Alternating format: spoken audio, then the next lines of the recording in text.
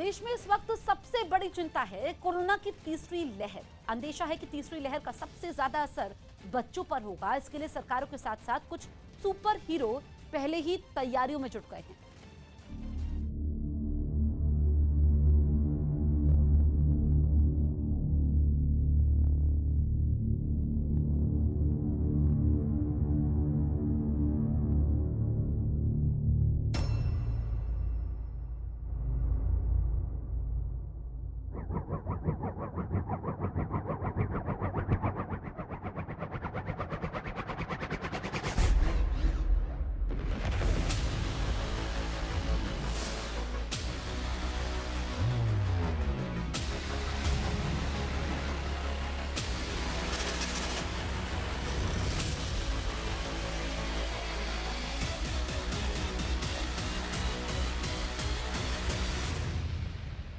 Second wave के बीच virus mutation की वजह से अब युवाओं और बच्चों के लिए भी ज्यादा चिंता जताई जा रही है।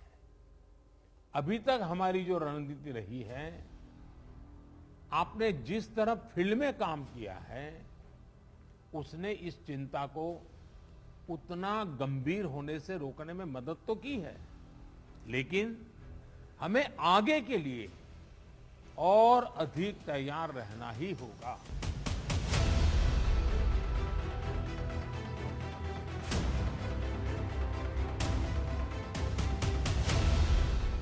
कोरोना महामारी इतने भयावह हालात पैदा कर देगी, ऐसा तो किसी ने नहीं सोचा था। दूसरी लहर में आंकड़ों की सुनामी, मौत के केस ऐसे चढ़े कि देश असहाय सा नजर आने लगा। स्वास्थ्य सिस्टम तक चरमरा गया। दूसरी लहर के आंकड़े अब जरा घटने शुरू हुए हैं तो देश के सामने तीसरी लहर से लड़ने की चुनौती मंडराने लगी है। सबसे पहला काम आप कर सकते हैं कि अपने जिले में युवाओं, बच्चों में संक्रमण और उसकी गंभीरता के आंकड़े व्यवस्थित करें। अलग से उस पर रेगुलर आप एनालिसिस कीजिए। आप स्वयं भी, मेरा सभी आप प्रमुख अधिकारियों से आग्रह है कि आप स्वयं भी उसका आकलन करें। इससे आगे के लिए तैयारी करने में मदद मिलेगी। तीसरी लहर का सबसे बड़ा खतरा बच्चों पर मंडरा रहा है, जिसका असर उत्तराखंड में देखने को मिला। उत्तराखंड में करीब 3000 बच्चों के कोरोना पॉजिटिव होने की खबर है। उत्तराखंड में बीते 45 दिन में 9 साल तक के करीब 3000 बच्चे कोरोना की चपेट में आ चुके हैं। डॉक्टरों के मुताबिक राज्य में बीते 10 दिन में बच्चों के पॉजिटिव होने की रफ्तार बढ़ गई है। अस्पतालों में जो बच्चे भर्ती हुए हैं, वो एक बच्चों में इसका जो कोविड-19 महामारी का दुष्प्रभाव है, जिसको हम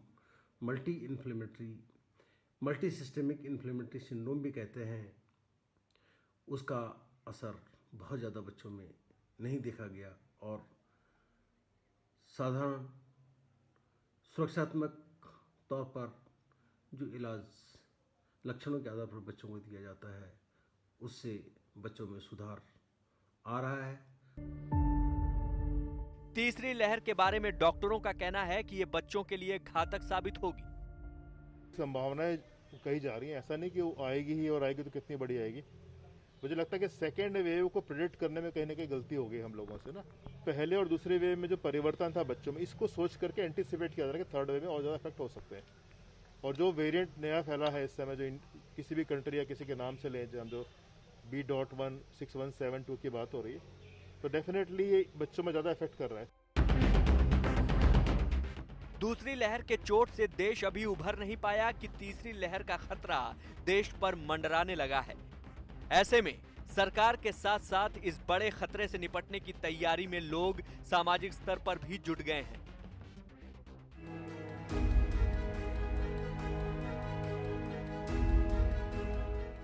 नोएडा की महागुन मॉडर्न सोसाइटी ने तीसरी लहर से निपटने के लिए 50 बेड का आइसोलेशन वार्ड तैयार किया है। इसे खास तौर पर बच्चों के लिए बनाया गया है। कोरोना के तीसरे लहर की संभावना जताई जा रही है। सरकार भले ही तैयारी शुरू कर दी है, लेकिन कुछ एक ऐसी सोसाइटी भी हैं जो खुद से तैयारी करना शुरू कर दी है तीसरे लहर से लड़ने के लिए। नोएडा में एक ऐसी ही सोसाइटी है और उस सोसाइटी में इस वक्त मैं मौजूद हूँ और यहाँ पर आइसोलेशन वार्ड बनाया गया है। 50 बेड का आइसोलेशन वार्ड पूरी तरीके से तैयार है। इस वार्ड के सभी बेड्स पर ऑक्सीजन सप्लाई और ऑक्सीजन कॉन्सेंट्रेटर का इंतजाम भी किया गया है। इस आइसोलेशन वार्ड में मरीजों की देखभाल के लिए 16 डॉक्टरों को तैनात किया गया है। साथ ही सोसाइटी ने 4 नर्सों को वार्ड में रखा है। सोसाइटी के मुताबिक किसी भी सोसाइटी के मरीजों के लिए आइसोलेशन वार्ड की सुविधा उपलब्ध है। अप्रैल से स्टार्टिंग अप्रैल से ही शुरू है और मतलब पहले तो हमने अपने सोसाइटी में चालू किया था, एक मेडिसिन बैंक करना स्टार्ट किया था। फिर धीरे धीरे हमने सोचा कि आइसोलेशन सेंटर भी खोलना चाहिए जिससे कि और ज़्यादा हम मदद कर पाए आपस में ही, जिससे कि बाहर केसेस ना जाए और अंदर ही अंदर सब ठीक हो जाए। सोसाइटी ने अपना दवा बैंक बनाने के साथ साथ एम्बुलेंस भी खरीद ली है।